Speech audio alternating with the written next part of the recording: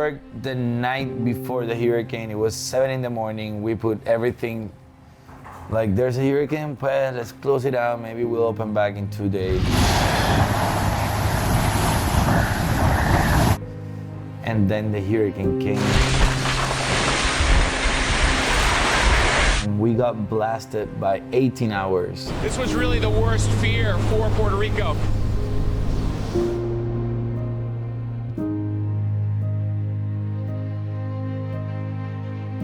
The first pictures now coming in from Puerto Rico after taking a direct hit. Hurricane Maria slamming into the island, and as you heard, one official saying the island is destroyed.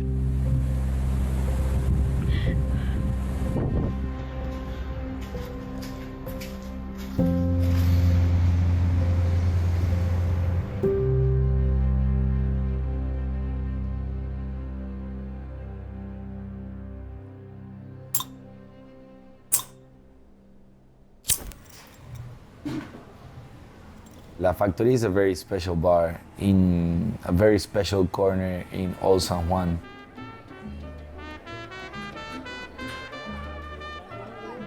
Before La Factoria, it was a bar that was Hijos de Borinquen, established in 1958. It is very special, not just because of who we are, but what the corner has meant to the community. Then we retook the space in 2013, and we did the cocktail bar that it is today.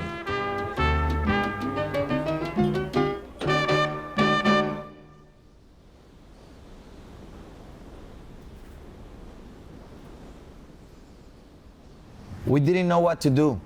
You know, we weren't allowed to sell alcohol, but at the same time, we needed to keep the place running.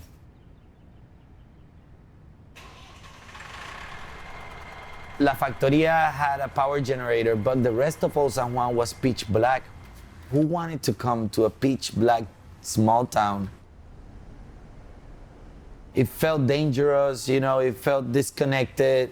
So Old San Juan was suffering a lot. A lot of businesses were suffering because we had no power. There was something that kept us together. We would meet up at 5 in the morning every day with no phone, no nothing. It was just like old school, like let's meet up at 5, and we were there every morning to do like a 4-hour line so we could have gas for all of our fridges and all of our ice machines, everything, so we can keep operations. And we would talk about, oh my God, how was your day? Like, how much shit do you had to do? How many times do you look at the plane tickets today? You know? And it was that to get it the fuck out of here. It is a sweatbox in here. There are probably, I'd estimate, about 1,000 people in this terminal waiting to get a flight. All your friends were leaving the island, one after the other, after the other, after the other. And it was like, it's not gonna be the same. And it didn't go back to the same.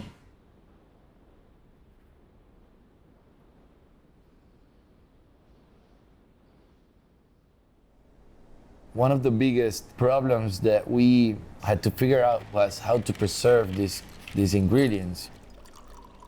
And we started doing fermentations, and we started doing cordials, and we started doing vinegar-based preservation. It was challenging us to look for new ways to run the bar. The moment that they canceled the dry law, we opened up the bar. It was like, boom, boom, boom, okay, let's do this, da-da-da-da-da-da, boom. There was still a curfew from 6 p.m. until 5 in the morning.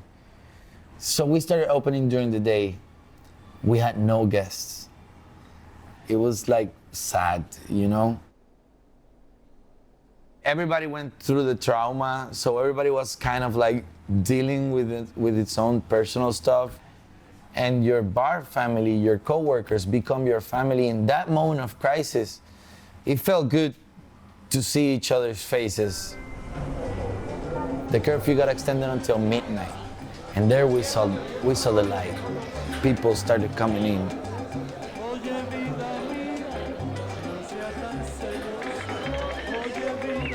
One night, it was a Saturday night, we got super packed. And it felt so bad that we had to kick everybody out, you know? Like, whoever is going out goes out now. I'm gonna shut down the doors, and then no one goes out until like daylight. Let's just stay at the bar, man, and let's just keep talking out, like a group therapy process. You would realize that everybody's in the same boat, and everybody's trying to reinvent themselves. We got challenged in so many ways, but at the same time, I could say that it was some of the most unforgettable moments we've had.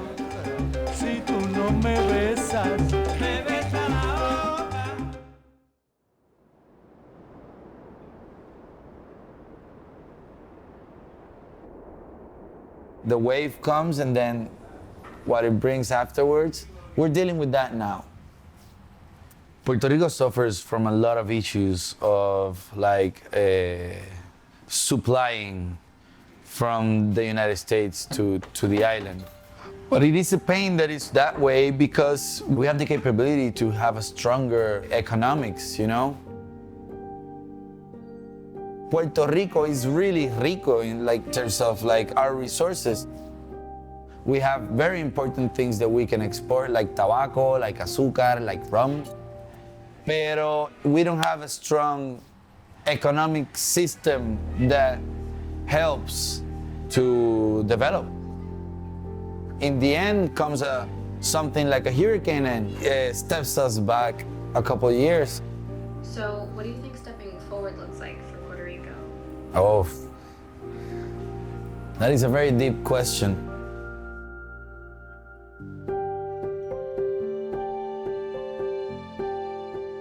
My name is Carlos Irizarry, and I vouch for the independence of Puerto Rico. That is what I really desire for the future of the island. You know, we need to reconnect to the Caribbean. We need to understand that we are a Latin American country.